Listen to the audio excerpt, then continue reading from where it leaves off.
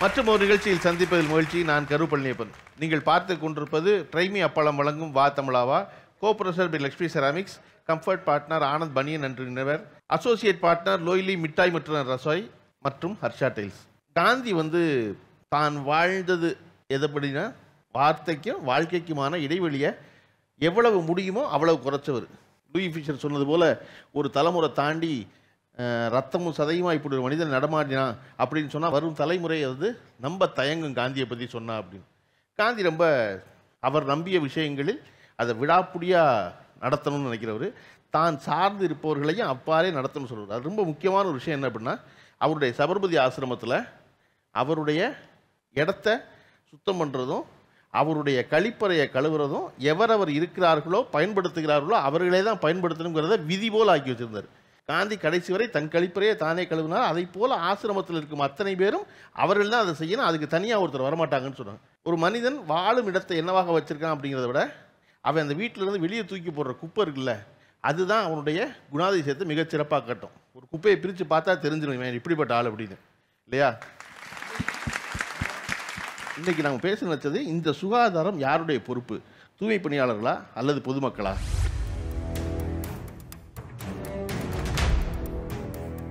நான் தூய்மை பணியாளராக உங்கள்கிட்ட நான் கேட்க நினைக்கிற முதல் கேள்வி, என்ன படிச்சிங்க, எதனால இந்த வேலைக்கு வந்தீங்க? என் பேர் சசிகலா சார். நான் 10th படிச்சிருக்கேன். எல்லாரும் வேலை பிரச்சனை குடும்ப கஷ்டம்ன்றப்ப எனக்கு இந்த வேலை வந்துச்சு. நான் செஞ்சேன் சார். ஓகே. எங்கள் தாத்தா அப்புறம் எங்கள் அப்பா படித்ததுக்குன்னு வேலை கிடைக்கலன்னு பரம்பரை தொழில் மாதிரி வேறு வழி இல்லாமல் இந்த வேலையை பார்த்து இப்போ பணி ஓய்வு வேறு இடத்துல இருக்கேன் சார். ஓகே. நான் 8வது மட்டும் படித்தேன். அதோட படிப்பு ஏறல. நான் வெளியே ஆஃபீஸ் பாய் வேலை செஞ்சேன். அதுவும் எனக்கு செட் ஆகலை. அதனால் எங்கள் அம்மா பார்த்து எனக்கு இந்த வேலை தான் உனக்கு செட் ஆகும், தூய்மை பண்ணி இதுலேயே வந்துடுனாங்க. அவங்க வச்சாங்க. இப்போ அந்த வேலை செஞ்சுருக்கேன். எனக்கு எங்கள் வீட்டுக்காரர் உடம்பு சரியில்லாமல் ஆகிட்டார். கை கால் ரொம்ப எடுத்துடுச்சு. அப்புறம் 2 பிள்ளைங்க ரொம்ப கஷ்டம். அப்போ யாருமே இந்த வேலைக்கு அசிங்கப்பட்டனா அப்போ போக மாட்டாங்க. 17 வருஷத்துக்கு முன்னாடி வீடு விட ஆள் கூப்பிட்டாங்க. நான் என்னோட கஷ்டம், ரொம்ப கஷ்டமான சூழ்நிலை. ஒரு வேளை சாப்பாட்டுக்கு நான் கஷ்டப்பட்டேன். இந்த வேலை இல்லைன்னா எனக்கு குடும்பமே இல்லை. எனக்கு சாப்பாடு தான், இந்த வேலை தான் எனக்கு. என் பேர் வள்ளி. எங்கள் ஹஸ்பண்ட் இறந்துட்டாங்க. 2 குழந்தை ஊனமுட்டுறவங்க. அவங்கள பார்த்துக்கிறதுக்கு எனக்கு எந்த வேலையும் தெரியாது, படிக்கல. அதனால் நான் 13 வருஷமாக அந்த வேலை செய்கிறேன். என் பேர் செல்வி. நான் இதுக்கு முன்னாடி கோவில் வேலை பார்த்துருந்தேன். இந்த கொரோனா டைமில் எல்லாம் கோவிலை லாக்டவுனில் மூட சொல்லிட்டாங்க. அப்போ என்ன சாப்பாட்டுக்கு என்ன வழின்னு தெரியாமல் 3 வருஷம் நம்பிக்கையாக வேலை செய்கிறோம். ஓகே. உங்கள் தெருவில் வர்ற தூய்மை பணியாளருடைய பேர் என்ன? எனக்கு சொந்த வீடு அம்பத்தூரில் இருக்குது. அங்கே வரவங்க அந்த அக்கா பேர் கீதா. கீதா. ஓகே. எங்கள் ஏரியாவில் ராஜேந்திரன் ஒருத்தர் இருக்கா சார். அவர் தான் ரெகுலராக வருவார். வாரத்துக்கு ஒரு டைம் மாறிக்கிட்டே இருப்பாங்க. நீங்களும் ஒரு பேர் சொல்லக்கூடாது. நிஜமாக மனசரியாக நான் காந்தியெல்லாம் சொல்லி ஆரம்பிச்சிருக்கேன். நீங்கள் பாட்டுக்கு நான் சசிகலான்னு சொன்னீங்கன்னா தெரியாது எனக்கு. முருகன் அப்படின்னு சொல்லி ஒரு நபர் மிக சிறப்பாக செய்வார். எனக்கு ரொம்ப பிடிச்ச நபர். உங்கள் ஒய்ஃபுக்கு ஃபோன் போட்டு கொடுங்க. உங்கள் பேர் முருகன் நான் கேட்குறேன்.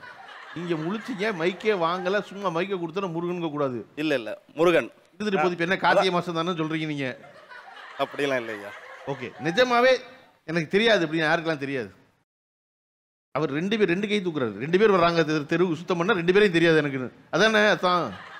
என்னவா கூப்பிட்றீங்க நீங்கள் அவங்கள? இப்போ பேர் தெரியும். இப்போ அவருக்கு பேர் தெரியும், பேர் சொல்லி கூப்பிட்றாரு. அவர் ஒரு பேர் வச்சிருக்காரு முருகன். இன்னிலிருந்து நாளைக்கு போய் இப்போ அவர் சொல்லணும், உங்கள் பேர் முருகன் சொல்லிக்கேன் டிவியில், அதனால் இன்னிலிருந்து உங்கள் பேர் முருகன். ஓகேவா? நீங்கள் என்ன சொல்லி கூப்பிட்றீங்க அவங்கள? அவரை தினமும் ஒரே நேரத்தில் சந்திக்க முடிவதில்லை. அதனால் பெயர் தெரியல ஒரு விஷயம். ஆனால் சந்திக்கும் போது அண்ணா என்று தான் அழைக்கிறேன். முடிந்தவரை அவரிடம் குப்பையை கொடுக்காமல் நானே 2 நாட்களுக்கு ஒரு முறை சென்று குப்பை தொட்டியில் வீசி விடுகிறேன். பேர் யாருக்கு பேர் தெரியாது. நான் வேலைக்கு போனதுக்கு அப்புறம் தான் அவங்க வருவாங்க. ஆனால் வர்றது ஒரு பாட்டி. எப்பயாவது அவங்கள பார்த்தாலோ இல்லை ஏதாவது அவங்களுக்கு கேட்டு வந்தாலோ பாட்டின்னு தான் கூப்பிடுவோம். ஓகே. சப்பானின்னு கூப்பிடுவேன் சார். சப்பானின்னு கூப்பிடுவேன். ஏன்? சும்மா ஒரு பட்டை பேர் இருக்குது சார். அவங்க கண்ணை ஒட்டி போயிருக்கோம். அதனால் நான் அப்படி சும்மா பட்டை பேர் வச்சு கூப்பிடுவேன். அப்படி வேறு யார் யாருக்கெல்லாம் அப்படி பேர் வச்சுருக்கீங்க? சும்மா சார் அவங்களுக்கு மட்டும் தான், யார் யாருக்கும் நான் அப்படி இல்லை. இப்போ என்ன பண்ணுறீங்க? உங்களோட ப்ரைவேட் கம்பெனியில் ஒர்க் பண்ணிட்டு இருக்கேன் சார். சரி, ஓகே. உங்களுக்கு இருக்கிற சுப்பீரியர் ஆஃபீஸர் யாருமே கண்ணை ஓட்டின ஆளே கிடையாதா? இருக்காரா இல்லையாங்க? செல்லமா தான் சார் இருக்காரு இல்லையாருன்னு கேட்குறேன் உங்கள்கிட்ட. ஆஃபீஸர் உங்களுக்கு மேலே இருக்க ஆளுக்கு கண்ணை ஒட்டி போய் ஒருத்தர் இருக்காரா இல்லையா ஆஃபீஸில்? இருக்கு. அவருக்கு சப்பானி கூப்பிட்றீங்களா நீங்கள்? வர தெரியாமல் கூப்பிடுவேன் சார். ஏரியாவுக்கு வர்றவரை கூப்பிட்றதுனா நீங்கள் செல்லமாக கூப்பிட்றது, சம்பளம் கொடுக்குறவனை கூப்பிட்றதுனா அதெல்லாம் சொல்ல முடியாது சார் அப்படிங்கிறது. சும்மா விளையாட்டுக்கு சார், ஃபன் பண்ணுறது. யாரை? இந்த ஃபன் பண்ணுறங்கிற வார்த்தை இருக்குல்ல தம்பி, யாருங்கிறது தான். 2 விஷயம் மட்டும்தான் ரொம்ப வாழ்க்கையில் ரொம்ப முக்கியம். என்ன அப்படின்னா, யாரிடம் நாம் கோவப்படுகிறோம், யாரை கேலி செய்கிறோங்கிறது. இது 2 நம்மளோட உயர்ந்தவனை பண்ணோம்னா நம்ம ரொம்ப சிறப்பு. நம்மளோட பொருளாதாரத்தில், வாழ்க்கை தரத்தில் நம்ம வந்து யாரிடம் அண்டி பிழைக்கிறோமோ, எவரிடம் சம்பளம் வாங்கிக்கிறோமோ அவரை நீங்கள் ஃபன் பண்ணுவீங்க, அவரை நீங்கள் வந்து கோவப்படுவீங்க அப்படின்னா அது ரொம்ப சிறப்பு, சிறந்த காரியம். கரெக்டா? நீங்கள் வந்து உங்களை விடவும் உங்ககிட்ட இருந்து உங்களோட சார்ந்து வாழ்கிற ஒருத்தரை வந்து நீங்கள் வந்து ஃபன் பண்ணுவீங்கன்னா அது பேர் ஃபன் இல்லை, அது உங்களுடைய மனநோய். இல்லை சார், அவ்வளோ ஒரு ஃபன்னாக விளையாட்டுக்காக தானே சார் அது பண்ணுறோம். இப்போ அது விளையாட்டு இல்லை, உங்களுக்கு புரியவே இல்லை. நீங்கள் சொல்கிறது தப்பு. இப்போயாவது உங்களுக்கு புரியுதா? தப்பு தான் சார், மன்னிச்சிடு. அந்த கழுது வார்த்தை வரைக்கும் எவ்வளோ வேணால் அது பாருங்க. இப்போ இவர்கள் சொல்கிறாங்கல்ல, நான் வந்து பேர் தெரியாதவர்கள் அக்கான்னு கூப்பிட்றேன், அப்படித்தான் கூப்பிட்றாங்களா? இப்படி கூட மாட்டாங்க சார். குப்பை வண்டி இங்கே வா அப்படின்வாங்க. லாரியில் நாங்கள் லாரியில் வேலை செய்கிறோம். என்ன பண்ணுவாங்க, லாரிக்காரன் கூடுவாமா, தம்பி இங்கே வாங்கப்பா இந்த குப்பையை எடுப்போம் அப்படின்னு சொல்லுவாங்க. டேய் தம்பி இங்கே வாடா இந்த குப்பையை எடுத்து போடுறா அப்படின்வாங்க. ஆனால் எங்களுக்கு மரியாதையே இருக்காது. குப்பை வண்டி வந்துட்டு இருக்கோம், நாங்கள் விசில் அடிப்போம், விசில் அடிச்சா தான் குப்பை வெளியில் எடுத்துகிட்டு வருவாங்க. நாங்கள் வந்து ஒரு ஸ்டெப்பு நான் வந்துட்டோமா, குப்பை எங்கே வா அப்படின்வாங்க. இப்போ எங்கள் பேர் நல்லா தெரியும், சொந்த ஊர் தான், பேர் சொல்லி குப்பைங்க வான்னு சொல்லுவாங்க. நாங்கள் நிறுத்தினோம்னா அந்த குப்பை எங்கிட்ட கொடுக்கறதுக்கு அவங்க மூக்க முடிக்குவாங்க. அவங்க வீட்டு குப்பை எங்ககிட்ட கொடுக்கறதுக்கு ஒரு அடி தூரத்தில் நின்று தான் அப்படி குப்பையை கொடுப்பாங்க. நம்ம வந்து குப்பைக்காரனாங்க, இப்போ வந்து குப்பைக்காரன் அண்ணாங்கிறாங்க. அப்பயே அந்த குப்பை முன்னாடி வருது. அவங்க சொன்னதில் ஒரு விஷயம் என்ன பிடிச்சிருந்தா, அவங்களுடைய உண்மை எனக்கு ரொம்ப பிடிச்சிருந்துச்சு. என்னன்னா, சேலத்துலேருந்து ஒரு 30 வருஷமாக இருக்கவர் இல்லை, அப்படிலாம் ஒன்றும் மாறல. ஒரு அண்ணன் சேர்ந்துருக்கு பின்னாடி, அவ்வளோதான். அதே பேர் தான் இருக்குது. இப்போ அவங்க முயற்சி எடுத்துக்கிட்டே இருக்காங்க, இதெல்லாம் செய்யுங்க இதெல்லாம் செய்யுங்கன்னு. அது என்னவா எவ்வளோ தூரம் நமக்கு தெரியுங்கிறது இருக்குல்ல, அதை தெரிஞ்சுக்கணும்ல. இப்போ தெரிஞ்சுக்கிறதுக்கு முதல்ல நம்ம தம்பி வருவார், வாங்க. இப்போ இதில் இவ்வளோ குப்பை இருக்குல்ல, எந்த குப்பையை எதில் போடணும்னு மட்டும் 2 எடுத்து போட்டுருங்க. இந்த டப்பாவில் எதை போடணும், அந்த டப்பாவில் எதை போடணும். பிளாஸ்டிக்ஸ்லாம் வந்து இதில் போடணும். அப்படியா? மக்காத குப்பை அப்படிங்கிறது நான் பயோடிகிரேபிள் வேஸ்ட்லாம் வந்து இதில் தனியாக செப்பரேட்டாக போடணும். அப்புறம் இது சரியா இல்லையா அவங்கள கேட்டுக்குவேன், அவங்களுக்கு தெரியும். வேற இதில் என்ன போடணும்?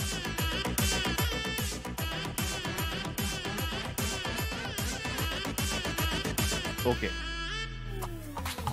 நான் ஏன் வந்து பெண்களை கூப்பிடாம இருக்கேன்னா, ரொம்ப காலமாக அந்த குப்பை அள்ளி போடுற வேலை வீட்டில் பொம்பளைகளுக்கு வச்சிருக்காங்க. அப்படி இல்லாமல் ஆம்பளைக்கு என்ன தெரிஞ்சிடணும்ல நம்ம.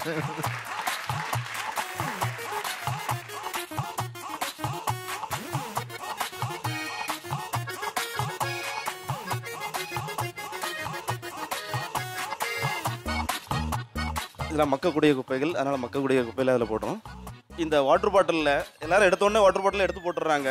ஆனால் என்ன செய்கிறாங்கன்னா, ஒரு சில கம்பெனிகள் இந்த பாட்டிலே மறுபடியும் கழுவி மறுபடியும் பயன்படுத்துகிறாங்க. அது கூட ஒரு வகையில் நம்மளுக்கு சுகாதாரத்துக்கும் மற்றவைக்கும் கேடாக இருக்குது. அதனால் என்ன செய்யணும்னா, பாட்டில் திறந்து இந்த மூடியை உள்ள சப்பி உள்ளே போட்டோம்னா இந்த பாட்டிலை இதுக்கு மேலே யாராலையும் பயன்படுத்த முடியாது.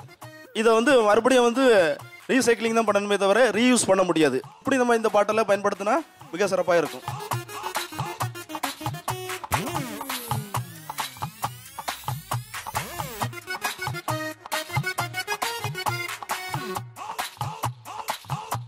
சரி, இப்போ இந்த குப்பையடி பிரித்து போகிறதுலாம் வீட்டில் நான் அப்படிலாம் பண்ணல. நான் உண்மையாகவே சொல்கிறேன்.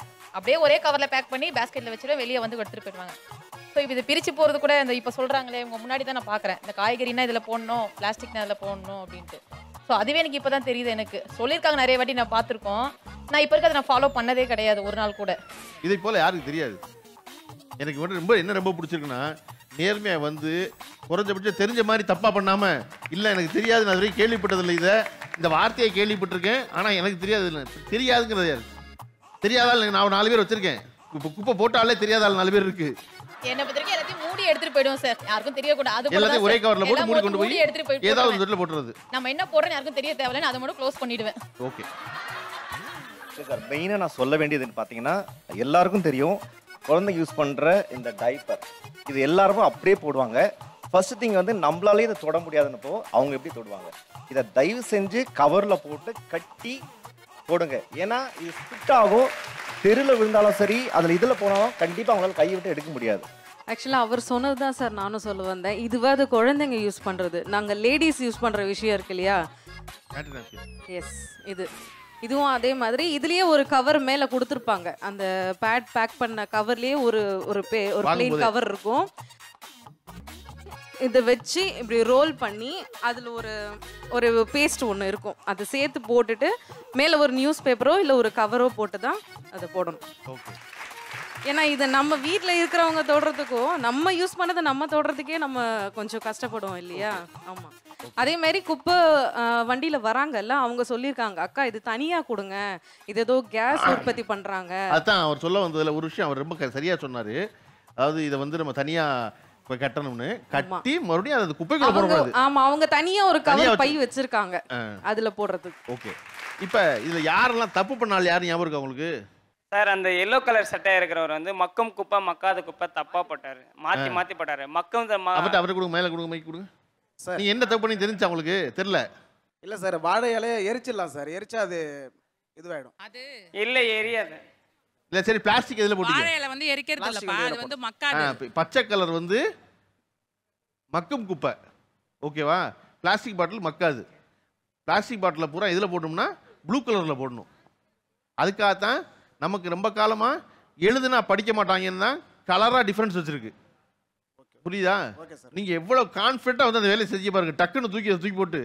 அதே மாதிரி பக்கத்தில் இருக்க தம்பி இதில் ரீசைக்கிள் மட்டும் போடணும், அதில் வந்து அந்த பொருள் போடணும்னு நினச்சி போட்டு அப்படி நினச்சி போட்டீங்க. ஓகே, இப்போ அதில் இன்னொரு முக்கியமான விஷயம் இருக்குது. நீங்கள் வழக்கமாக நம்ம தெருக்களில் இந்த 2 தான் நம்ம பார்ப்போம்.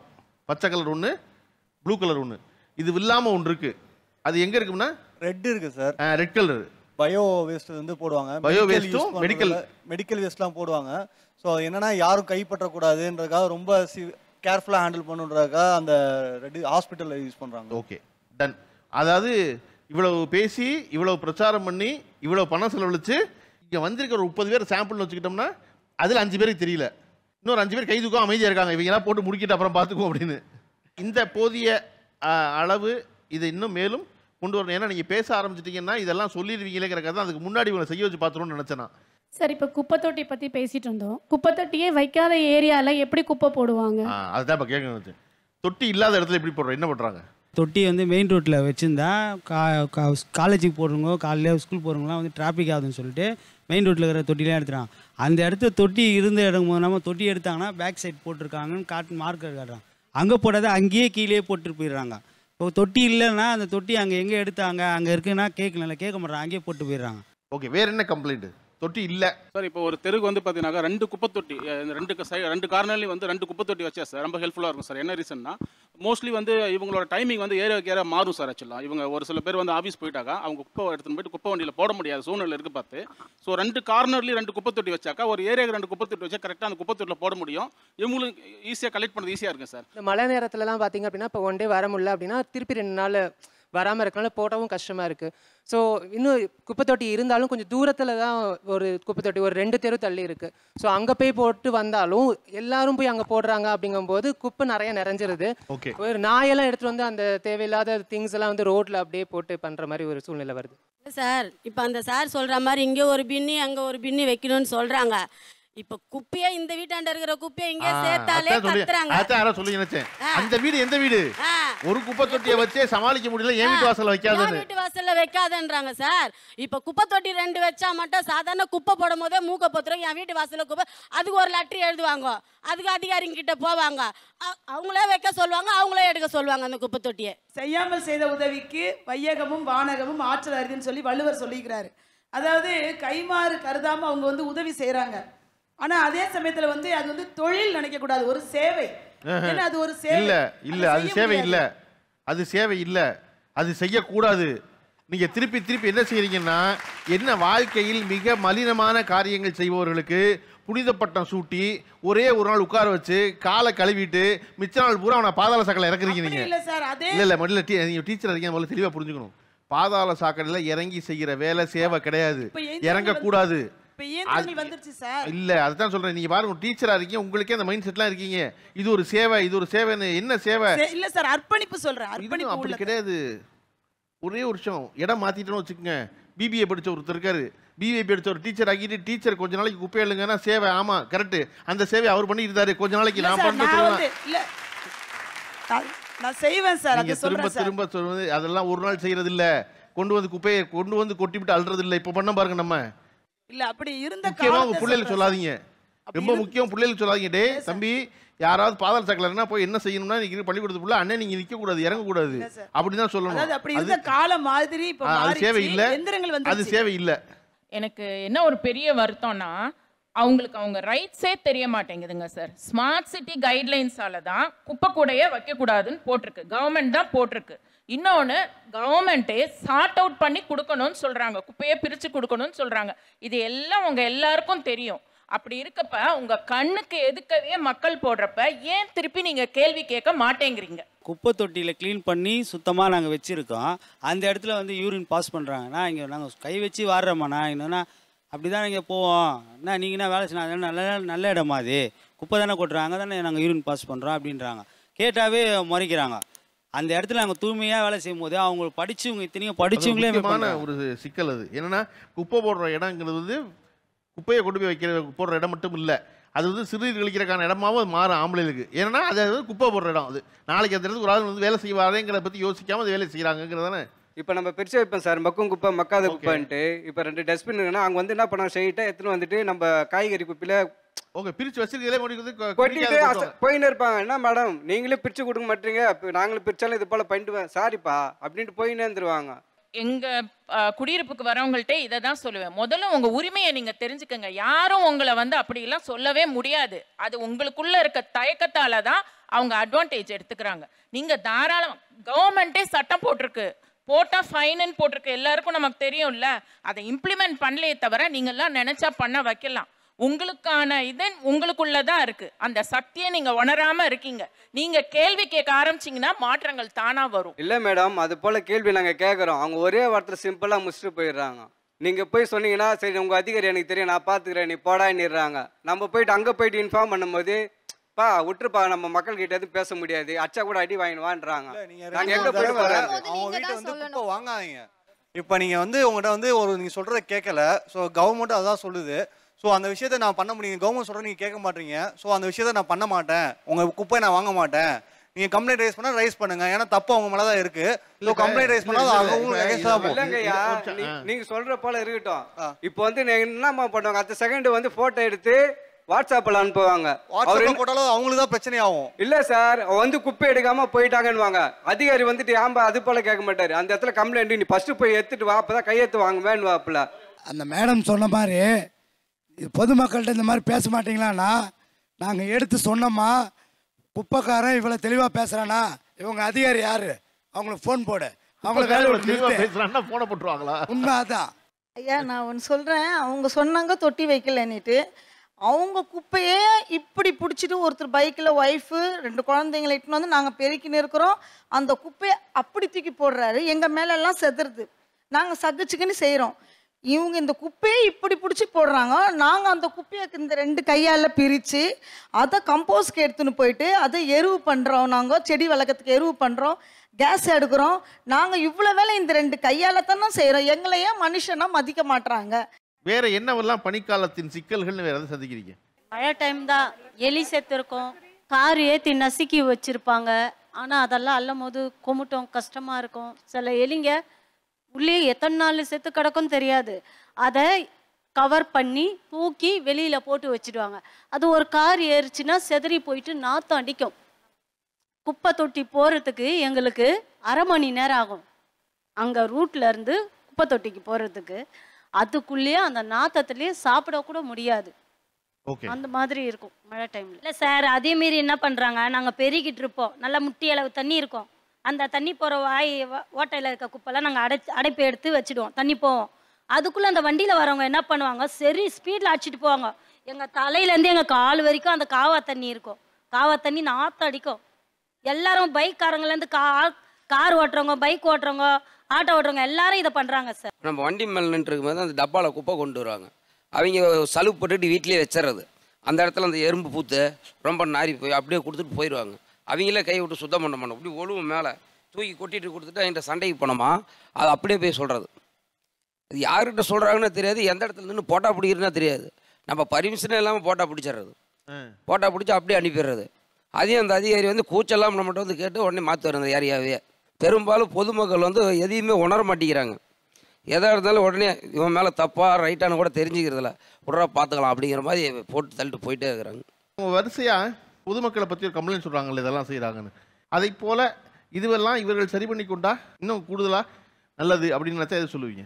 நான் கரெக்டாக பையனை ஸ்கூல் விட போகிற டைமில் தான் குப்பை வண்டி வரும். நான் என்ன பண்ணுவேன், கீழே இறங்கும் போதே பேஸ்கெட் வந்து கீழே வச்சுட்டு போயிடுவேன். ஆனால் அவர் என்ன பண்ணுவார், அதை அப்படியே பார்த்துட்டு அப்படியே போயிடுவாங்க. நான் மறுநாள் அவர்கிட்ட கேட்டால், நான் வரலம்மா, நேற்று இன்னொரு ஆள் வந்தாங்க அப்படின்னு அப்படியே மாற்றி சொல்லுவாங்க. அதுக்கு முன்னாடி ஒரு அண்ணா ரெகுலராக வருவார். அவருக்கு வந்து நாங்கள் வந்து வீட்டுக்கு 10 ரூபான்னு சொல்லி நாங்களே தான் அவருக்கு காசு கொடுப்போம். ஆனால் அவர் என்ன பண்ணுவார், நம்மளை கேட்காமலே பேஸ்கெட் இருந்தாலும் அதை க்ளீனாக பண்ணிட்டு போவாங்க. ஸோ நிறைய இடத்துல காசு எதிர்பார்க்குறவங்களும் இருக்காங்க. நம்ம காசு கொடுத்தாதான் அது செய்கிறேன் அப்படின்ற விஷயத்துல இருக்காங்க. அது ஒரு குற்றச்சாட்டு நான் அவங்க மேலே வைக்கிறேன் சார். அதாவது இன்னைக்கு துப்புரவு பணி ஈடுபட்டிருக்க பணியாளருக்கு நல்ல நாளும் கிடையாது, கெட்ட நாளும் கிடையாது. தீபாவளி துணியே போட்டது கிடையாது, பொங்க துணியே போட்டது கிடையாது.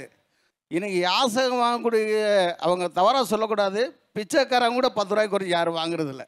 10 ரூபா தரமாட்டோம், அதனால தான் 10 வீடும் சேர்ந்து உங்களுக்கு 100 ரூபாவா தரோம் நாங்கள். இந்த 50 ரூபா 10 ரூபா 20 ரூபா எல்லாத்திலையும் கேட்க மாட்டாங்க, இவங்களா பார்த்து கொடுக்குறாங்க. அந்த இதை வந்து எங்கள் பிள்ளைகளுக்கு கொண்டு போய் அந்த 10 ரூபா 20 ரூபாய் வச்சு அன்னைக்கு பலகாரம் முந்தி நான் ஏற்கனவே சொன்ன மாதிரி வீடு தவிர பலகாரம் சுட்டாங்க, பலகாரம் கொடுத்தாங்க. இப்போ அதெல்லாம் கிடையாது. கிடையாது இல்லை சார், நாங்கள் கொடுத்தாலும் நீங்கள் வாங்க மாட்டீங்க. அது உங்கள் வாயாலே நீங்கள் ஒத்துக்கிட்டு. உண்மை. என் பையன் பிறந்த நாளுக்கு அந்த அம்மாவை கூப்பிட்டு நான் பிரியாணி தரேன், வேணாம்மா எனக்கு. அது என்ன தெரியுமா, அது என்ன தெரியுமா, ஏன் வேண்டாம்னு சொல்றது தெரியுமா? நீங்க வந்து ரொம்ப பெரிய மனதோட அன்போட அன்னைக்கு நீங்க பண்ண பிரியாணியை அன்னைக்கே கொடுக்குறீங்க. ஆமா, அன்னைக்கு தான் கொடுத்தேன் நான். உண்மைண்ணா, அண்ணா எல்லாருக்கும் சாப்பாடு ஐயோ போடும்போது நான் கேளுங்கம்மா, தரேன். அதாம்மா கரெக்ட்மா. அன்னைக்கு பண்ண பிரியாணியே பெரிய மனதோட அன்னைக்கே கொடுக்குறீங்க. உங்களைப் போலவே எல்லோரும் செய்வதில்லை. எல்லாரும் என்ன செய்வாங்கன்னா, மிச்சம் இருந்தாலும் பரவாயில்ல வச்சிருந்து அடுத்த நாள் தான் அதை கொடுப்பாங்க. ஆனா நான் பந்தி போடும்போது தான் அவங்களுக்கு ஃபோன் பண்ணி கூப்பிடுறேன். இல்லம்மா, உங்களை சொல்லல. இப்போ என்னன்னா, அவர்கள் அதை வாங்கும்போது என்ன ஆகும்னா, இதை எப்படி தெரிஞ்சுக்கிறது, இதை எப்படி தெரிஞ்சுக்கிறது? சில பேர் இருக்காங்க, அதையும் நான் ஒத்துக்கிறேன். சில பேர் இல்ல, அவன் தான் பல பேர் இருக்கான். ஆமா, நீங்க தான் சில பேர் அன்னைக்கே செய்யறவங்க சில பேர். அப்பதான் அவங்க என்ன செய்யறாங்கன்னா, ஒரே முடிவா யாரிடமும் உணவுப் பொருள் வாங்க வேண்டாம், பணம் கொடுத்து தான் வேலை செய்ய வைக்கணுங்கிறது எங்களுடைய நோக்கம் கிடையாது. நாங்கள் என்ன நினைக்கிறோன்னா, உங்களே எங்களுடைய குடும்பத்தின் ஒரு பகுதியாக, சமூகத்தினுடைய ஒரு அங்கமாக கருதுனால தான் தீபாவளியோ இல்லை பொங்கலோ, நீங்கள் நிறைய பேர் வருத்தப்பட்டீங்க தீபாவளி கொண்டாட முடியல, பொங்கல் சிறப்பிக்க முடியலன்னு. எங்கள் கூட எங்களுடைய குடும்பத்தோடு நீங்கள் கொண்டாடுங்கள் அப்படிங்கிற ஒரு நல்ல ஒரு நோக்கத்தோடு தான் நாங்கள் எங்களுடைய உணவுகளையும் எங்களுடைய உடைகளையும் பட்டாசுகளையும் உங்களோடு பகிர்ந்து கொள்கின்றோம். அந்த அடிப்படையில் நாங்கள் செய்கிறோமே தவிர எந்த நீங்க அடிப்படையில் சொல்லும் போது உங்களுக்கே தெரியுது இது நம்ம மனசரியா சொல்லலன்னு. நீங்க குடும்பத்தில் உருவா அடைக்கிறேன்னு சொல்றீங்கல்ல, இதுல இருக்க யாராவது ஒருத்தர் நான் தண்ணி கேட்டா அவங்க வீட்டில் குடிக்கிற டம்ளர்ல உடனே தண்ணி கொடுத்துருவாங்கன்னு சொல்லிட்டு நீங்க சொல்றேன், ஒத்துக்கிட்டுறேன். தண்ணி எல்லாம் யாரும் கொடுக்க மாட்டாங்க சார் எங்களுக்கெல்லாம். ஐயா, இது வரைக்கும் யாரும் கேட்டது இல்லையா? அம்மாக்கு தண்ணி கொடுங்க, தண்ணி தாகமா இருக்குதுன்னு நாங்கள் கேட்போம். அதுக்கு அவங்க என்ன சொல்லுவாங்கன்னா, இருங்க வெயிட் பண்ணுங்க நான் தருவேன்னு சொல்லுவாங்க, இல்லைன்னு சொல்லலை. ஆனால் அந்த தண்ணி எப்படி கொண்டு வந்து கொடுக்கணுமோ அந்த இதை மாஸ்க் போட்டுட்டு தூரமாக வச்சுட்டு போயிட்டு அதை எடுத்துக்கோன்னு சொல்லுவாங்க. அப்போ எங்களுக்கு மனசு கஷ்டமாக இருக்கும். நான் உண்மையில நான் தொடவே நான் வந்துட்டேன். இன்னமேட்டாவது வந்து இந்த சொல்லி கேட்டது வேணாம். உங்கள் வீட்டில் ஒருத்தரன்னு சொல்கிறீங்கல்ல, 10 ரூபா கொடுத்தன நீ வெளியே சொல்லவே கூடாது. எதுக்கு சொல்கிற? அவங்க சூப்பர்வைசர் 2-3 பேர் இருக்காங்க. இப்போது நாங்கள் வந்து மக்கள் சில தப்பு செய்கிறோம், உடனே நாங்கள் கம்ப்ளைண்ட் பண்ணுறோன்னே உடனே அவங்க சூப்பர்வைசர் வந்து இமிடியட் ஆக்ஷனை ஏன் எடுக்கிறாங்கன்னு நான் கேட்குறேன். ஒன்று விசாரிக்கணும், இல்லைனா நாங்கள் அசோசியேஷன் இருக்கோம், தெருவில் எல்லாமே இருக்காங்க சார். நீங்கள் அவங்க இல்லை ஒரு 3 மாதத்துக்கு ஒரு டைம் இல்லை மாதத்துக்கு ஒரு டைம் கூட வந்து இந்த மாதிரிலாம் இஷ்யூஸ் இருக்கா இல்லையா, இல்லை உங்கள் தெருவில் இருக்கவங்க ஏதாச்சும் பிரச்சனை இருக்கா அப்படின்னு விசாரிச்சுட்டு நடவடிக்கை எடுத்தால் ஓகே. அந்த சூப்பர்வைசரியா ஒரு மெசேஜோ இல்லை கால் பண்ணால் உடனே ஆக்ஷன் எடுக்கிறாரு. இப்போ அக்கா சூப்பர்வைசர் தானே, அவங்கள்ட்ட மைக் கொடுங்க. பப்ளிக் கிட்ட பிரச்சனை பண்றாங்க, அவங்கள மாத்துறாங்க. சூப்பர்வைசர் வந்து அவ்வளோ சீக்கிரம் ஒரு எம்ப்ளாயி வேலை பார்க்குற வர மாத்துறதுக்கோ திட்டுறதுக்கோ கிடையாது ரைட்ஸு, புரியுதுங்களா? அவங்க வந்து பிரச்சனையை ஃபர்ஸ்ட் சால்வ் பண்ணி அந்த இடத்துல இருந்து வெளியே வரணும், குப்பை வெளியே வரணும், அடுத்த வேலை நடக்கணும். இப்போ இவங்க எல்லாம் சொன்னாங்க, யார் மேல தப்பு இருந்தாலும் எங்களை தான் வந்து குத்தம் சொல்றாங்க. குப்பை பிரிச்சு போடாம இருக்கிறவங்க கிட்ட நாங்க குப்பையை வாங்கல அப்படின்னாக்கா உடனே எங்க மேல கம்ப்ளைண்ட் போயிடுதுன்னு சொல்றேன். நான் என்ன சொல்றேன், நீங்க எல்லாருமே ஸ்மார்ட் போன் வச்சிருக்கீங்க, இருக்கா இல்லையா? கேமரா போன் எல்லாருக்கிட்டுமே இருக்குங்களா இல்லைங்களா? குப்பையை வாங்குங்க, வாங்கிட்டு பிரிச்சுட்டு அது ஒரு போட்டோ எடுத்து உங்க மேலதிகாரிக்கு அனுப்புங்க. அந்த வீட்டையும் ஒரு போட்டோ எடுத்து மேலதிகாரிக்கு அனுப்புங்க. அவங்கள வந்து எங்க கிட்ட பேச சொல்லுங்க. அப்ப நீங்க இந்த போட்டோவை காட்டுங்க. கரெக்டா தானே நான் சொல்றது? நாங்கள் ஒரு 50 வீடு, ஒரு ஆளுக்கு 50 வீடு 100 வீடு கணக்கு. 100 வீட்லயும் போட்டோ எடுத்து குப்பையை நான் பிரிச்சு நான் வாங்குறேன் எல்லாக்கிட்ட காட்டிட்டு முடியுமா? அக்கா சொல்லிதாங்க 150 வீடு அவங்க சொல்றது நீங்க அவங்க சூப்பர் சொல்ற மாதிரி சொல்றீங்க. அக்கா சொல்லிதாங்க ஆகணும். இதுக்கு அப்பதான்க்கா தீர்வு வரும். அப்ப நீங்க எத்தனை நாள் டவுன்ல போயிட்டே இருப்பீங்க? இங்க பாருங்க, இந்த போட்டோ எல்லாருமே பாருங்க. ஒவ்வொரு வீட்லேயும் குப்பையை வாங்கி தனித்தனியாக நாங்கள் தரம் பிரிக்க. நீங்கள் வந்து குப்பையெல்லாம் மொத்தமாக கொடுத்துருவீங்க. அப்படி இந்த ஸ்போட்டோஸ் பாருங்கள், நீங்கள் ஒவ்வொரு நாளும் நாங்கள் ஸ்போட்டோ போட்டிருக்கோம். நீங்க அப்படி காமிச்சியும் உங்களை வந்து குத்தம் சொல்றாங்களா? நான் கேட்குற கேள்வி அதுதான். எனக்கு ஒன்று புரியல, என்ன தெரிஞ்சுக்க நினைக்கிறேன்னா எல்லாருமே உடனே எடுத்து அவ்வளோ பேர் ஃபோட்டோ டெய்லி ரெகுலராக ஃபோட்டோ எடுக்கிறீங்களா? ஆமாங்க சார், ரெகுலராக ஏரியாவில் போயிட்டு நாங்கள் அப்டேட் பண்ணி நாங்கள் எந்த ஏரியாவில் இருக்கிறோன்னு லொக்கேஷன் டேட் முதலுக்கு எந்த கிழமைன்ற முதலுக்கு ஒவ்வொரு நாள் நாங்கள் அனுப்பிச்சிட்டு இருக்கணும். ஒவ்வொரு நாள் டைமிங்கோட. ஓகே.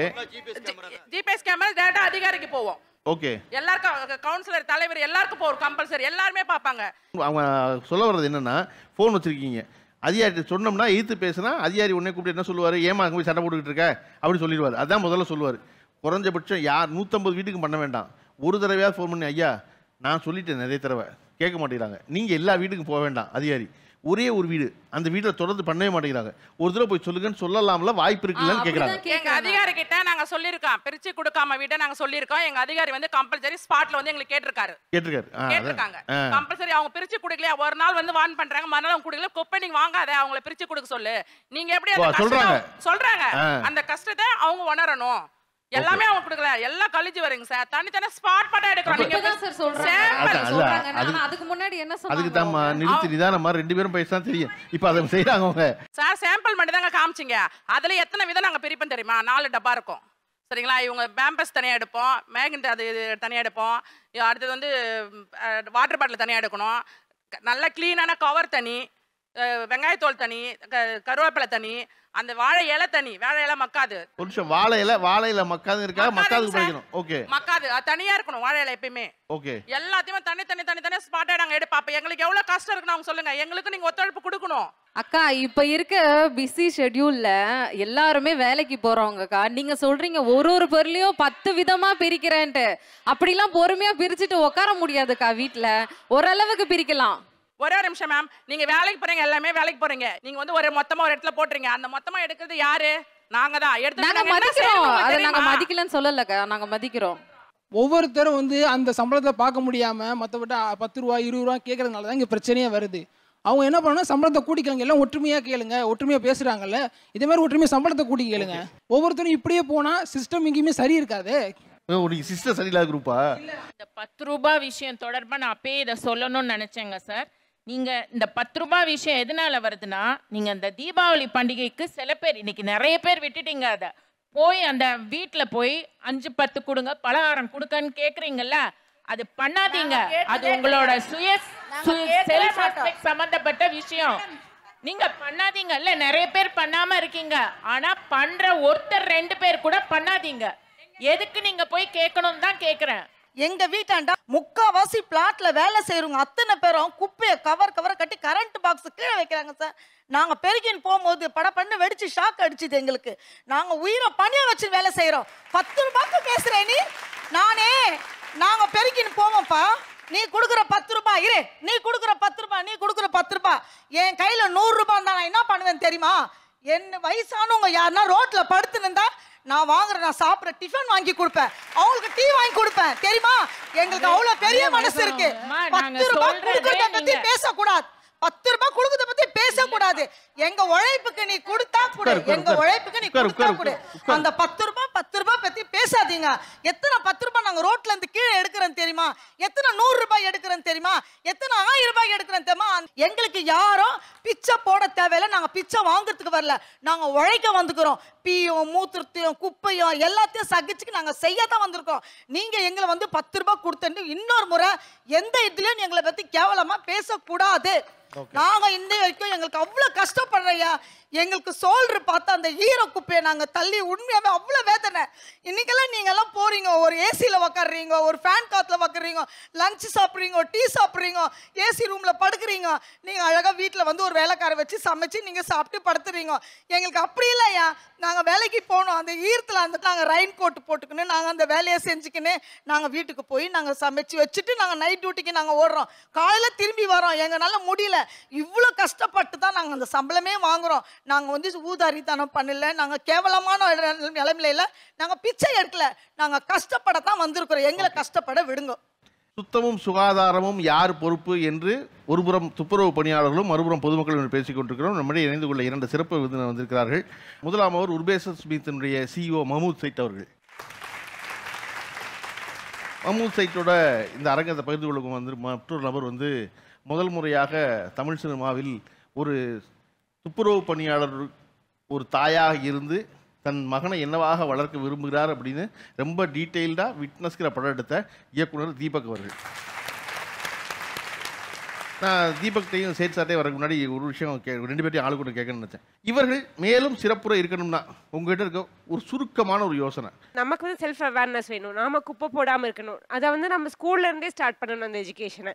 மகளிர் சுய உதவி குழு இருக்கிற மாதிரி இவங்களுக்கும் ஒரு குழுக்கள் மாதிரி உருவாக்கி அவங்களுக்கு கல்விக்காக இருக்கட்டும் இல்லை ஏதாவது அத்தியாவசிய தேவைகளுக்கு வந்து அந்த பேங்க் மூலமாகவோ இல்லை ஏதாவது ஒரு சொசைட்டி மூலமாக பண உதவி கிடைச்சு அப்படின்னா நல்லா இருக்கும். வெளியே போய் கந்து வெட்டி வாங்காமல் அவர்களுக்குள்ளே அதை பண்ணிக்கிற மாதிரி ஒரு விஷயம். ஓகே, இப்போ இவர்கள் எல்லாம் ஒன்று சொன்னாங்க இல்லையா, நீங்கள் வந்து கட்டாயத்தின் பேரில் படிப்பு தொடர முடியாமல் அல்லது வேற ஒரு பணி செஞ்சுக்கிட்டு இருந்து வழி இல்லாததுனால இதுக்கு வந்ததுக்கப்புறம் இதை நான் முழு மூச்சோட முழு மனதோட நிறைவாக அதை செய்கிறேன் அப்படின்னு. ஆனால் இன்றைக்கி ஒரு வாய்ப்பு இருந்தால் இதை விட்டுட்டு வேற ஒரு வேலைக்கு போகிறதுக்கு நம்ம தயார் தான். ஒரு வாய்ப்பு இருந்தால் இது இருக்குது, இப்படி ஒரு வாய்ப்பு இருக்கணும். ஆனால் அப்படி நம்ம அது என்ன நினைப்போம்னா, நமக்கு நினைப்பதை விட நம்ம பிள்ளைகளுக்கு நினைப்போம். உங்களுடைய பிள்ளைகளை என்னவாக ஆக்கணும்னு நினைக்கிறீங்க நீங்கள்? என் பொண்ணு வந்து போலீஸ் ஆகணும்னு சொல்லியிருக்காங்க. என் பொண்ணு வந்து பேங்க்கில் வந்து ஒரு மேனேஜர் ஆகணும்னு நினைக்கிறேன். என்னுடைய ஆசை டாக்டர் படிக்க வைக்கணும்னு ஆசைப்பட்டேன். கண்டிப்பாக அதை நிறைவேற்றிட்டேன். எனக்கு ரொம்ப சந்தோஷம். 3 பேரும் ஒரு லெவலில் வந்துட்டு இருக்காங்க. எங்கள் பொண்ணு போலீஸ் படிக்கணும்னு ஆசைப்படுறாங்க. போலீஸ் படிக்கணும்னா? ஆமாம், ஆசைப்படுறாங்க. என் பையனை எஸ்ஐக்கு படிக்க வைக்கணும். 2 பொண்ணுங்க படிச்சுட்டு இருக்குங்க சார். ஒன்று வந்து மாநகராட்சிக்கு அர்ப்பணிச்சிட்டேன். என்ன மாநகராட்சிக்கு அர்ப்பண மாதிரி என் பெரிய பொண்ணை மாநகராட்சி ஆணையாளராக முடிவு பண்ணி படிக்க வச்சுக்கிட்டு இருக்காங்க சார். சேலம் மாநகராட்சிக்கு? சேலம் மாநகராட்சிக்கு. இப்போ என்ன படிக்கிறாங்க? இப்போ 2nd டிகிரி பண்ணிட்டு இருக்காங்க. இப்போ 2nd டிகிரியா பண்ணிட்டு இருக்காங்க. இன்னொரு பொண்ணு வந்து ஐஏஎஸ் ஆகிறது. அந்த பொண்ணு என்ன பண்ணிட்டு இருக்காங்க? அந்த ஐஏஎஸ் பொண்ணு என்ன பண்ணிட்டு இருக்காங்க? பிகாம் படிச்சுட்டு இருக்காங்க. பிகாமா? ஓகே. எனக்கு 4 ஆம்பளை பிள்ளைங்க. 4வது பையன் அவனே எனக்கு படிக்க தெரியாது, அவனே முயற்சி எடுத்து அவனா படித்து சென்ட் தாமஸில் படிக்கிறான். இப்போ பார்த்தீங்கன்னா எனக்கு ஃபீஸ் கட்டுறது கூட நிலைமை இல்லை. மண்டே வந்து பரீட்சை, அவனுக்கு எக்ஸாம், அதில் வீட்டில் இருக்கிறான். அவனு மிலிட்ரியாக அவனு தான், அவனுக்கும் ஆசை எனக்கும் ஆசை. அவன் மிலிட்ரி போயிடுறேன்னு சொல்லிட்டான். அந்த அளவுக்கு இப்போ எங்களால் முடியல, அந்த அளவுக்கு வசதி எங்களுக்கு இல்லை. எங்கப்பா ரொம்ப வறுமையாக இருக்குது எங்களுக்கு. எல்லாருக்கும் போலீஸ் ஆகிறதுக்கு ஒரு ஆசையா, பெரும்பான்மையா போலீஸே இருக்கே, என்னமா ஏன்னு கேட்குறேன். இப்போ எங்களை மாதிரி ஆளுங்கள்லாம் ஒருத்தவங்க கிட்ட சண்டை போட்டால் 100 பேர் வந்து நிற்பாங்க. ஓகே. இப்போ போலீஸாக இருந்தாக்கா அவங்களுக்கு 1000 போலீஸ் வரும்ல, அதுக்காக தான். தீபக், நீங்கள் வந்து அந்த படத்துக்காக நிறைய வந்து கிரவுண்ட் ஒர்க் பண்ணவர் இல்லையா? அப்படி அந்த படத்துக்கு உங்களுடைய படத்துக்கு இதை போல் துப்புரவு பணியாளர்களை ஒருத்தரை பற்றிய படம் தான் எடுக்கிறது அப்படிங்கிற முடிவு எந்த இடத்துல எடுத்தீங்க? அதுக்கு என்னவெல்லாம் கிரவுண்ட் ஒர்க் பண்ணீங்க?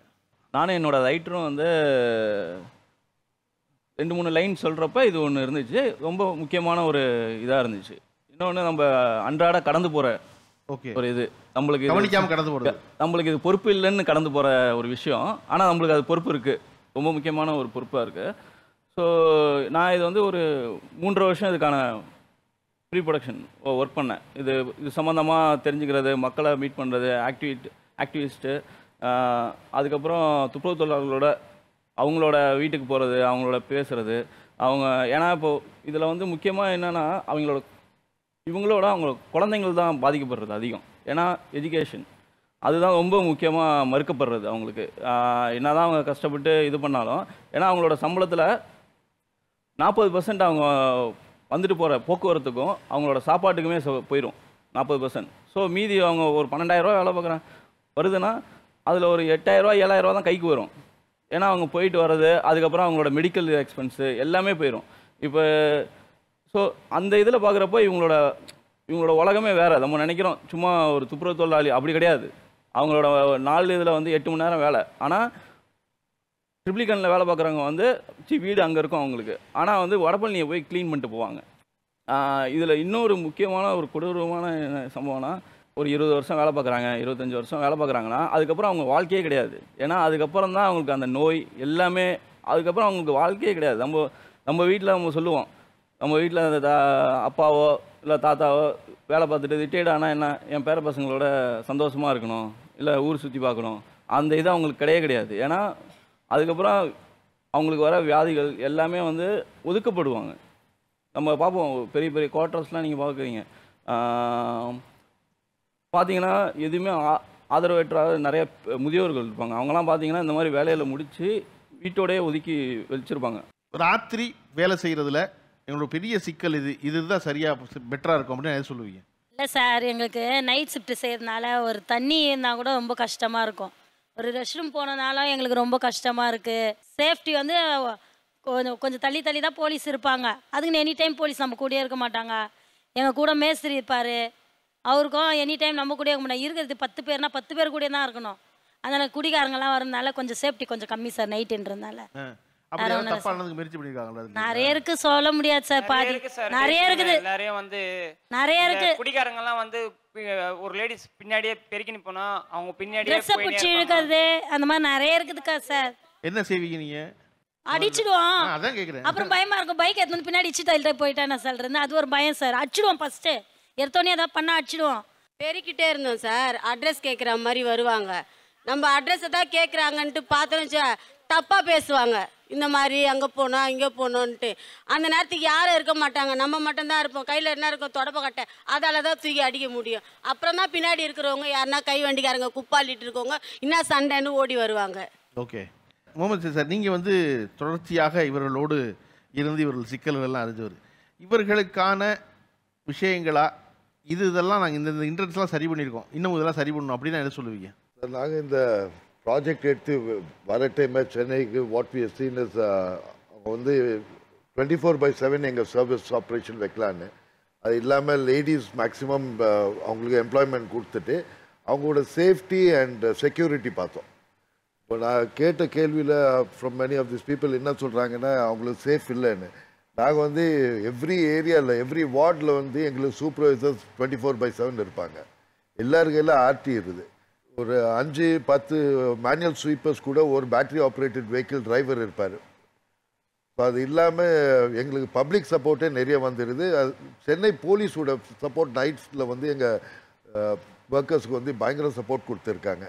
ஸோ அந்த விஷயத்தில் எடுத்தோன்னா I feel they are really well secured as of now. எங்கள் 7 ஜோன் நாங்கள் ஆப்ரேட் பண்ணுற இடத்துல மேக்ஸிமம் அந்த செக்யூரிட்டி எடுத்து வந்துருக்கோம். சில கேஸஸ் வந்துடுது, அதுக்கு வந்து we have got a POSH கமிட்டியே வச்சுருக்கோம். நம்ம ஸ்டாஃப்ஸு சில பேர் வந்து ஏதாவது அட்வான்டேஜ் எடுக்கிறாங்க, அதுக்கு வந்து we are trying to block that.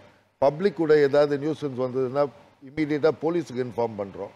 சில நாள் ஏதாவது ஃபெஸ்டிவல் நாள் நியூ இயர் டைமில் நாங்களே செக்யூரிட்டி எடுத்துக்கிறோம். எப்படின்னா எங்கள் ஒர்க்கர்ஸை ரோட்டில் இருக்காத சொல்கிறோம். ஒரு மணிக்கு அப்புறம் தான் ஸ்டார்ட் பண்ணுறோம் வேலை, அதுக்குள்ளே இன்னர் ரோட்ஸுக்கு போய்ட்றோம். ஸோ அந்த மாதிரி நாங்கள் வந்து சூப்பர்விஷன் டீமோ மேனேஜ்மெண்ட் டீமோ அந்த மாதிரி டிசைட் பண்ணி பிளான் பண்ணி எந்த ஏரியாவில் அவங்களுக்கு ப்ராப்ளம் வருதோ அந்த ஏரியாவில் எக்ஸ்ட்ரா டீமை போட்டு நாங்கள் சேஃபாக பார்த்துருக்கோம். பப்ளிக் இந்த வகையில் இருந்தால் இவங்களுடைய வேலைகள் இன்னும் கொஞ்சம் ஈஸியாகும். இதெல்லாம் பப்ளிக் வந்து அவேர்னஸ் இல்லை அப்படின்னு சொல்லுவீங்க? சார், பப்ளிக்கு வந்து அவேர்னஸ் நிறைய போயிடுது. நாங்கள் வந்து எங்கள் 7 ஜோன்ஸில் வந்து ஒரு வார்டில் ஒரு வீட்டுக்கு வந்து 6 மாதத்துக்கு ஒரு வாட்டி 4 நாளுக்கு போகிறோம். அவங்களுக்கு வந்து we are giving awareness, segregate பண்ணி கொடுங்கன்னு. அது இல்லாமல் ரோட்டில் லிட்ரிங், ஒரு கடையில் போயிட்டு ஒரு பஜ்ஜியை சாப்பிட்டு பேப்பரை தூக்கி போட்டுறது, இல்லை சிகரெட்டை குடிச்சு போட்டுறது, டீ கப்பு. ஸோ இதெல்லாம் பப்ளிக் அவாய்ட் பண்ணாங்கன்னா ஃபஸ்ட்டு சிட்டி வந்து லிட்டர் ஃப்ரீ ஆகிடும். நெக்ஸ்ட் ஸ்டெப் வந்து அவங்க வீட்டில் வந்து இந்த கார்பேஜை இந்த கச்சரை அவங்க ஜென்ரேட் பண்ணுறதுக்கு முன்னாடி அவங்களுக்கு தெரியும் இது தேவையில்லாத பொருள் தான் அவங்க தூக்கி போட்டு மிக்ஸ் பண்ணுறாங்க. அதுக்கு செக்ரிகேட் பண்ணி கொடுத்துட்டாங்கன்னா எங்கள் ஒர்க்கர்ஸோட வேலை ரொம்ப ஜாஸ்தியாக it will reduce to a great extent. அது இல்லாமல் இந்த மெட்டீரியல் வந்து will be a good recycling product. இந்த வெர்ஜினிட்டி ஆஃப் வீட்டிலேருந்து ஒரு பேப்பர் எடுத்து நம்ம கரெக்டாக ரீசைக்கிளபிள் பின்னில் கொடுத்தோன்னா அதுக்கு இருக்க வேல்யூக்கும் கண்டாமினேட்டட் ஆனோன்னா அந்த வேல்யூ டோட்டலாக ட்ராப் ஆகிடுது. ஓகே, இப்போ நம்ம தொடர்ச்சியாக நீண்ட நேரமாக இது 2 தரப்பும் பேசணும் இல்லையா? அதாவது சுகாதார பணியாளர்களின் சுமையை குறைப்பது எப்படி அப்படின்னு கேட்கும்போது எல்லாத்தையும் ஒரு யோசனை இருக்குது. ஆனால் அது துவக்கம் என்பது அந்த பொண்ணு ரொம்ப சரியாக சொன்னாங்க. என்ன அப்படின்னா இதை பள்ளிக்கூடத்தில் ஆரம்பிக்கிறதா வழி. பள்ளிக்கூடத்திலேருந்து முதல்ல ஒரு பேப்பர் குப்பை கீழே போடக்கூடாதுன்னு அவனுக்கு புரிய வைக்கணும்ல இல்லையா? எல்லா இடத்துலையும் நம்மளே எல்லாரும் அறியாமல் அதை செய்கிறோம். காரணம் அது தவறு என்பது தெரியாமல் செய்ய பழகிட்டோம். நான் வந்து இவர்கள் எல்லாத்தையும் பிள்ளைகள் என்ன வாக்கணும்னு சொல்லும் பொழுது எல்லாரும் வந்து போலீஸ்னு ஒன்று சொல்லிட்டு அதிகமாக போலீஸ் காரணம் அவர்கள் மிக்க அதிகாரமிக்க பதவி அதான் நினச்சிக்கிட்டு இருக்கிறதுனால அதை ஒன்று சொல்லிகிட்டே இருந்தாங்க. எனக்கு அவருக்கு இன்னொன்று என்ன ரொம்ப பிடிச்சிருந்துச்சு அப்படின்னா பிடிச்சிருந்துச்சுல. ஆக்சுவலாக வந்து நான் என்ன ஆச்சரியப்பட்டேன் அப்படின்னா, அந்த அம்மா வந்து 50,000 ரூபா பணத்தை எடுத்து கொண்டு போய் ரோட்டில் கிடந்துச்சுன்னு கொண்டு போய் போலீஸை கொடுத்து பாராட்டு பெற்றவங்க. ஆனால் அது அவங்களுக்கு சொல்லிக்கவே தெரியல. அவங்க செஞ்சாங்கன்னு தெரியாது. ஆனால் அதாவது நம்ம ஒரு இப்படி ஒரு காரியம் பண்ணியிருக்கோம், அது ஒரு நிறைய சபையில் சொல்லிக்கணுங்கிறதே அறியாமல் இருக்குதுல்ல. என்ன சொன்னாங்க இப்போ போலீஸ்காரங்க? போலீஸ்காரங்க நன்றி சொன்னாங்க. ஃபர்ஸ்ட்ல எங்ககிட்ட பணத்தை கொடுக்க வேண்டியது தானேன்னாங்க. ஆனால் அந்த பணம் தொலைச்சவர் பதறி அடித்து ஓடி வந்தார். எங்களுடைய ஆளுங்க கிடையாது, அவங்களில் ஒருத்தவங்க. அவர் 10 ரூபாய்க்கு அவ்வளோ ஒரு இது பண்ணாங்க. ஆனால் 50,000 ரூபாய் அனாமத்தா போட்டு போனாங்க. அவங்க அழுததை பார்த்து குப்பை தொட்டியில் தான் அள்ளி வச்சேன் அந்த காசை. எடுத்துங்க போய் நீங்கள் அழாதீங்க, இது உங்களுடைய காசு, உங்களான ப்ரூஃப் என்னன்னு கேட்டேன். ஆதார் கார்டு, பேன் கார்டு, என்னென்ன கார்டோ வச்சிருந்தேன். ஆமாம் இருந்துச்சு, கொடுத்துட்டேன். இன்னும் இருந்தாலும் வாங்கிட்டு மறுபடியும் வாங்கலன்னு சொன்னா என்ன பண்ணுறதுன்னு போலீஸ்கிட்டையும் சொன்னேன். ஓகே.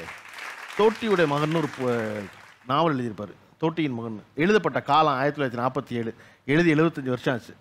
நீங்கள் பொதுவாக ஒரு புத்தகம் படிச்சீங்கன்னா வந்து நகைச்சுவையாக இருந்தால் ஒரு சிரிப்பு வரும் இல்லையா, மனம் முட்டி கண்ணீர் வரும். அப்படியே எழுத்து நம்ம ஈர்க்கக்கூடும். ஆனால் ஒரு எழுத்து படித்தா நாருமா அப்படின்னா, தோட்டியோட மகன் படிச்சீங்கன்னா நாரும். நீங்கள் படிக்கும்போது மூக்கை பொத்திக்குவீங்க. சிவசங்கர பிள்ளையுடைய வந்து எழுத்தின் வீச்சு என்ன அப்படின்னு நம்ம தோட்டியின் மகன் படிச்சீங்கன்னா தெரியும்.